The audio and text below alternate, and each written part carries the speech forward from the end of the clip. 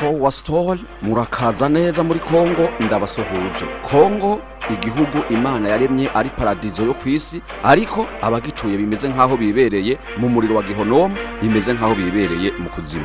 Kongo iwabo w'intuntu, umubabaro, agahinda.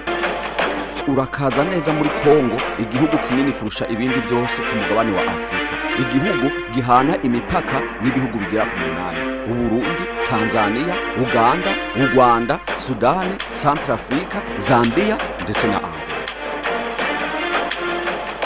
Urakaza neza muri Kongo, igihugu gifise uburebure bwa kilometero kare zigera kuri miliyoni 2,345 n'amajana 409.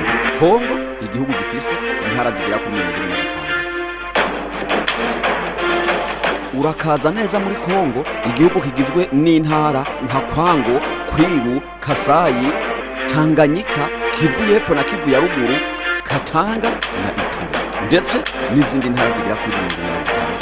Muri izo ntara zigera kuri 26 zigize Repubulika Iharanira Intwaro Rusange ya Kongo, harimwo intara zisumba bimwe mu bihugu. Nibyo wabyumvishije neza, hari intara zo muri Kongo zisumba bimwe mu bihugu nk'Uburundi, Rwanda ndetse na Israel. Muri izo ntara harimwo nk'intara Kwilu, Kasayi, Ruruya, Rumami, Tanganyika, Kivu y'Epfo na Kivu ya Ruguru. Sowa Story murakaza neza.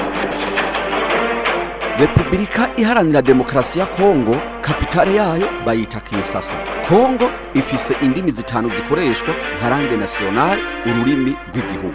Izo nazo ni nk'ururimi rw'igifaransa, igiswahili, iringara, Kikongo na Kiruba. Izo zose ni indimi zikoreshwa nk'indimi z'igihugu, ni langue nationale. Hari n'izindi ndimi zigera kuri 242 zivugwa mu gihugu ca Repubulika Iharanira Intwaro Rusange ya Kongo. Sowa Story murakaza neza. Mu mwaka w'1885 Kongo n'ibiyirimwo byose byagizwe umutungo w'umwami Leopold wa kabiri w'Ububirigi. Nivyo wabyumvishije neza. Hari igihe igihugu ca Kongo nibikirimwo byose, ubwo ndavuga abantu n'ubutaka, wari umutungo wihariye w'umwami Leopold w'Ububirigi, Leopold wa kabiri. Ubwo hari mu mwaka w'1885. Nivyo wabyumvishije neza. Imyaka 23 Kongo nibirimwo wari umutungo w'umwami Leopold de w'Ububirigi.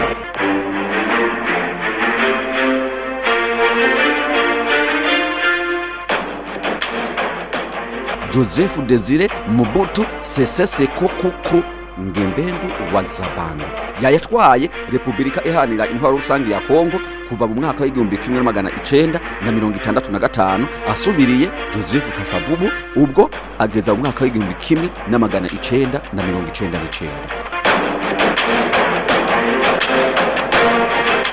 Ubwo rero Mobutu Sese Seko Ngembendu wa Zabanga nawe akaba yasubiriwe n'uwo bita Laurent Kabila. Uwo Laurent Kabila nawe akaba yahereye mu mwaka w'1999 ageza mu mwaka w'2001.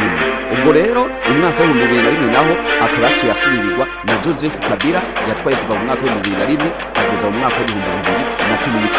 Ubwo kuva mu mwaka w'2019 igihugu caramukijwe uwo bita Felix Tshisekedi, kugeza n'ubu tuvugana niwe akiniganza igihugu ca mbere kininiya ku mugabane wa Afrika, igihugu Imana yaremye ikigira nka paradizo yo ngaha kuri ino si, maze abisi bagihindura ukuzimu ko ngaha kuri ino si. Nivyo wabyumvishije neza.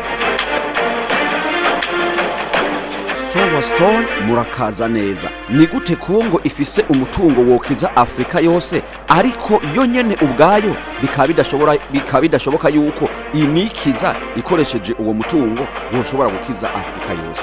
Mbega byo biva ku bazungu canke biva ku banyamahanga canke biva ku banyekongo ubwabo? Tanga commentaire utubwire igituma Kongo ifise umutungo wokiza Afrika yose, ariko yo nyene ubwayo ikaba idashobora no kwikiza. Sowa Story murakagira amahoro n'amahonda, itekane mu mitima no mu mifuko. Mubwire subscribe, mukomeze mwumve amateka n'ibigezweho n'ivyanyegejwe n'abanyegezi b'ivyanyegejwe, babinyanyagiriza abinyegejwe bose. Sowa Story, hasta la victoria siempre. Ntimwibagire gukora subscribe.